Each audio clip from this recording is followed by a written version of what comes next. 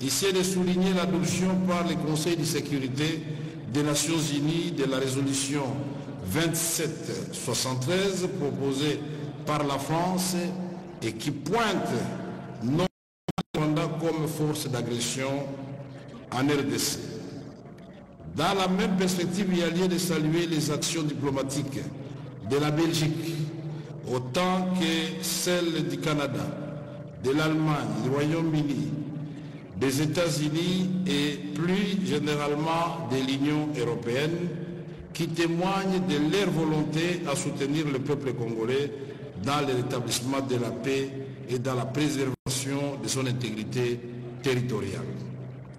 Si le même registre, il est important de féliciter les efforts diplomatiques des pays de la sous-région, notamment ceux de la SADC et de l'EAC, qui sont engagés aux côtés de la République démocratique du Congo pour assurer une paix durable dans le cadre du processus de Luanda et de Nairobi, pilotés respectivement par les excellences Joao Lourenço, président de l'Angola, et Uhuru Kenyatta, ancien président du Kenya. Cet élan de solidarité venu des pays amis s'est aussi traduit par le déploiement des troupes de diverses nationalités qui, au nom du principe de l'intangibilité des frontières, ont été engagés au combat, parfois jusqu'au sacrifice suprême.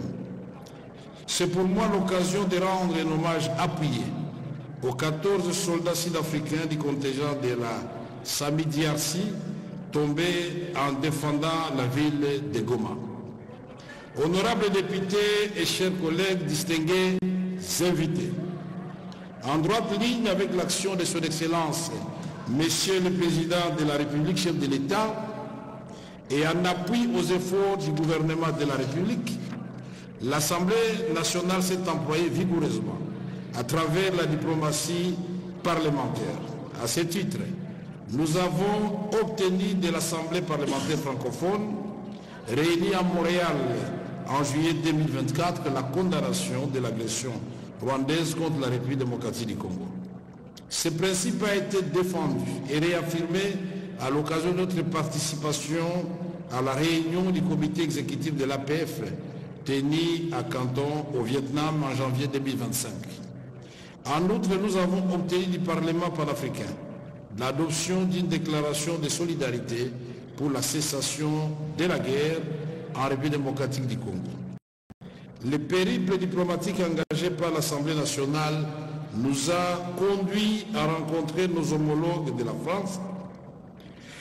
France, de la Côte d'Ivoire, de l'Égypte, de la Mauritanie, du Ghana, du Maroc, de l'Afrique du Sud et plus récemment d'Israël, pour non seulement épingler l'implication du Rwanda dans la déstabilisation de la République démocratique du Congo, mais aussi condamner la violation de notre intégrité territoriale et appeler à des sanctions contre les forces d'agression ainsi qu'à un soutien diplomatique plus affirmé en faveur de la République démocratique du Congo et ses institutions. L'Assemblée nationale s'est aussi engagée en tant qu'autorité budgétaire à accompagner les efforts du chef de l'État et de son gouvernement, notamment ceux visant l'amélioration des conditions de vie des hommes en uniforme. Cet engagement s'est reflété dans la loi de finances 2025 et continuera à animer les élus dans leur travail d'allocation des ressources publiques, mais surtout des contrôles de l'effectivité de l'utilisation rationnelle des moyens destinés à l'effort de guerre. C'est ici le lieu de remercier les honorables députés qui ont consenti à contribuer à l'effort de guerre en cédant une partie de leurs émoluments. L'honorable questeur a été instruite de procéder dès ce lundi au versement des montants collectés au compte ouvert par le gouvernement à cet effet. Merci, honorables députés.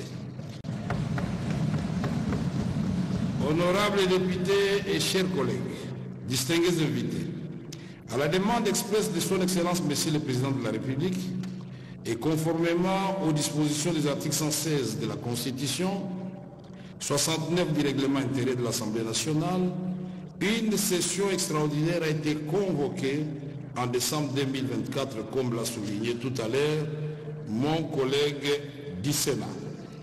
Les honorables députés et sénateurs ont été invités à réfléchir sur les stratégies diplomatiques et politiques de sortie de crise en appui à l'action déjà entreprise par le gouvernement. Une série de propositions concrètes a été élaborée et soumise à la meilleure attention du chef de l'État. Considérant l'urgence de la restauration de l'intégrité territoriale et à titre exceptionnel, l'Assemblée nationale a organisé des auditions en commission de certains membres du gouvernement pendant les vacances parlementaires.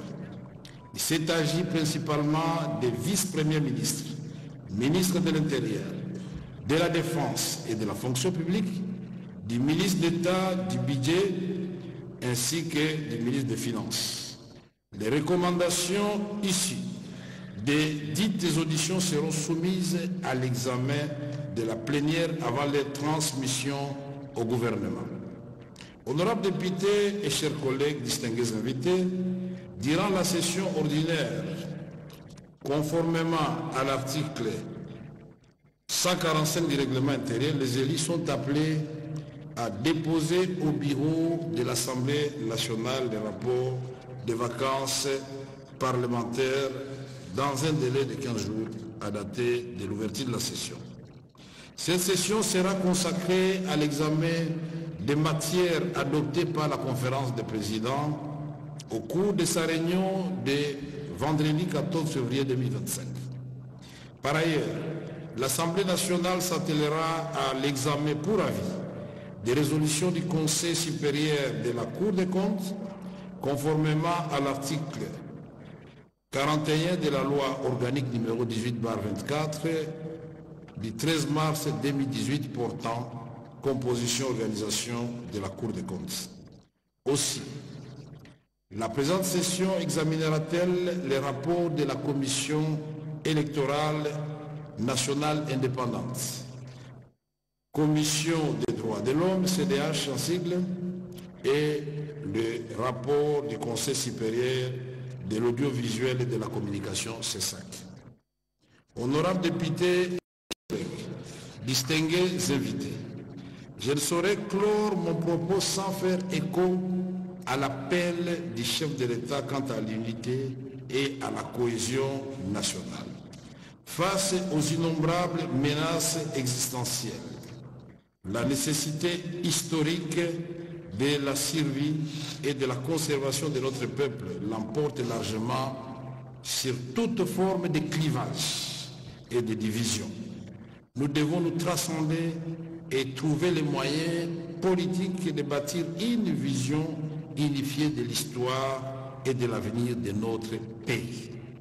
J'en appelle ici aux dignes élus de notre peuple de s'engager avec sincérité dans la lutte contre toute forme de discrimination et stigmatisation pour rassembler les Congolaises et Congolais de toute origine et appartenance politique autour de l'impératif de préserver la paix et la sécurité autant que l'intégrité de notre territoire pour les générations actuelles et futures.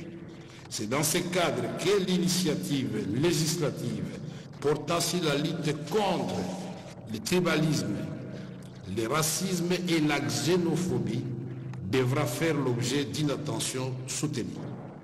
C'est au prix du dépassement de l'horizon des intérêts individuels que nous préserverons notre pays du spectre de la balkanisation qui plane sur lui depuis quelques décennies. Alors que les forces de la division sont activement à l'œuvre et recherchent à tout prix à fragiliser la cohésion nationale, notamment à travers les réseaux sociaux, je voudrais, en ma qualité de président de l'Assemblée nationale, vous encourager, vous, élus du peuple, à user de toute votre influence au sein de la population et de la classe politique pour consolider cette unité, véritable rempart contre les assauts de l'ennemi et vecteur de mobilisation. Par ailleurs, il serait illusoire d'envisager la paix sans se doter des moyens militaires indispensables à sa pérennisation. Je rappelle donc l'impératif d'augmenter les capacités dissuasives de l'armée nationale, tant pour prévenir les conflits que pour lui permettre de répondre de manière autonome à toute menace, qu'elle soit de l'intérieur ou de l'extérieur. Menace qui compromettrait la stabilité, la sécurité et l'intégrité territoriale de la République démocratique du Congo. Il faudrait que le monde sache qu'aucun Congolais n'acceptera que les forces de la division l'emportent sur l'esprit d'unité, de cohésion hérité de père de notre nation. C'est pour cela que je vous invite, honorables députés, à examiner la possibilité d'introduire sous la forme la mieux adaptée et selon la faisabilité technique et financière le service national et le service militaire obligatoire pour mobiliser de façon coordonnée et méthodique les forces vives de la nation, particulièrement notre jeunesse, au bénéfice de la défense nationale. In fine, je voudrais dire que la situation tragique que nous traversons n'est malheureusement pas propre à notre pays. Dans le monde en général et particulièrement en Afrique, sur le continent qui est le nôtre, d'autres peuples souffrent, au Burkina Faso, au Niger, au Mali, des effets néfastes des conflits militaires inutiles et évitables. Plus près de nous, le Sud-Soudan. Cet élan de solidarité auquel je vous ai convié devrait donc s'étendre au-delà des frontières de la République démocratique du Congo pour que les Africains arrêtent d'endeuiller d'autres Africains et que les ressources naturelles dont nous disposons en abondance soient le catalyseur d'une prospérité partagée et non plus une source de convoitise, d'opprobre et de malédiction. L'histoire enseigne que des peuples autrefois belligérants ont si trouvé la voie d'une coopération harmonieuse et mutuellement bénéfique. Faudrait-il citer ici l'exemple de la France et de l'Allemagne? Honorables députés et chers collègues distingués invités, en ces moments particuliers consacrés à la promotion des droits de la femme, je voudrais saluer l'engagement de la femme congolaise qui œuvre sans relâche et contribue de façon significative à la vie nationale. Nous nous engageons à les accompagner dans toutes les initiatives visant à renforcer leur autonomisation et leur participation à la vie politique. Honorable Président du Sénat, estimés collègues, Excellence Madame la Première ministre chef du gouvernement, Monsieur le Président de la Cour constitutionnelle et Président du Conseil supérieur de la magistrature, Monsieur le Procureur général près la Cour constitutionnelle, Monsieur le Premier Président de la Cour de cassation, Monsieur le Procureur général près la Cour de cassation, Madame la Première Présidente du Conseil d'État, Monsieur le Procureur général près le Conseil d'État, Monsieur le Premier Président de la Haute Cour militaire, Monsieur l'Auditeur général près la Haute Cour militaire, Monsieur le Premier Président de la Cour des comptes, honorables membres des bureaux de l'Assemblée nationale et du Sénat, honorables députés et sénateurs, Mesdames et Messieurs les membres du gouvernement, Messieurs les présidents des institutions d'appui à la démocratie, Mesdames et Messieurs les ambassadeurs et chefs de missions diplomatiques, Mesdames et Messieurs les représentants des organisations spéciales du système des Nations Unies et des organisations internationales, Messieurs les représentants et chefs de confessions religieuses, Mesdames et Messieurs les officiers généraux des forces armées et de la police nationale, honorable président de l'Assemblée provinciale de la ville de Kinshasa, Messieurs les gouverneurs de la ville-province de Kinshasa, Mesdames et Messieurs les membres du bureau de l'Assemblée provinciale de la ville de Kinshasa, Madame la bourgmestre de la commune de Lingwala, distingués invités en vos titres et qualités respectifs, Mesdames, Mesdemoiselles et Messieurs. Je voudrais terminer mon adresse par une note d'espoir et d'interpellation, en disant à nos populations de l'Est actuellement en proie à des violences de tout genre que quelle que soit la durée de la guerre, la victoire appartient à la paix et elle sera restaurée. Au président de la République, chef de l'État, je voudrais exprimer ces mots, inspirés des Saintes Écritures, du livre des Psaumes, chapitre 32, verset 8, qui dit « Je t'instruirai, je te montrerai la voie que tu dois suivre, je te conseillerai, j'aurai le regard sur toi. » Que le Saint-Esprit vous inspire, Monsieur le Président de la République, et vous guide en ce temps particulier pour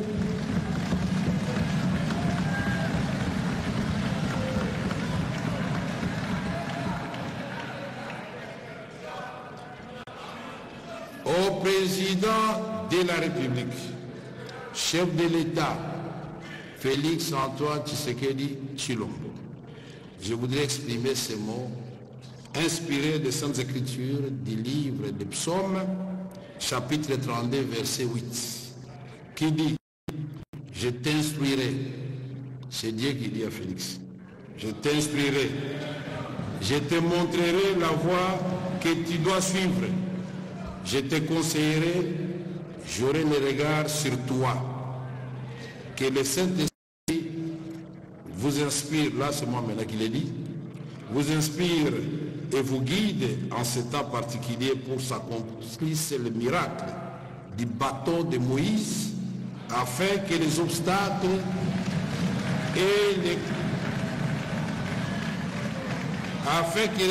les plus coriaces soient brisés et que les voies les plus inattendues soient ouvertes vers la paix, le progrès et la prospérité de notre pays et de son peuple et de l'ensemble de l'Afrique.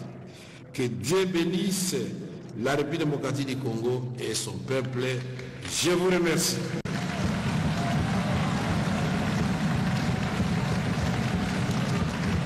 Rose Kalongola. Honorables députés, chers collègues, j'allais le faire en plénière. Nous venons de recevoir à l'instant même la contribution de 23 700 $ américains des pasteurs de la ville de Mbujimayi qui seront remis à Madame la questeur pour verser dans le même compte. Madame la Première ministre, vous êtes gâtée. Je remercie les révérends pasteurs de Mbujimayi. Si ceux de Kinshasa qui sont très nombreux pouvaient faire la même chose, et d'autres provinces, je crois que la quête serait intéressante. Honorables députés et chers collègues,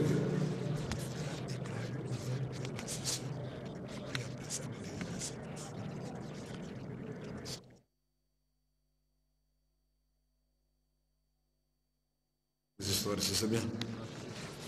Honorables députés, ceci étant, je déclare ouverte la session ordinaire de mars 2025. Je vous remercie, honorables députés, chers collègues. Notre ordre du jour étant épuisé, la séance est levée. Le protocole présente les dispositions relatives à la sortie que voici. Sortiront en premier l'honorable président de l'Assemblée nationale, son homologue, l'honorable président du Sénat, son Excellence Madame la Première ministre et tous les chefs de corps accompagnés bien entendu par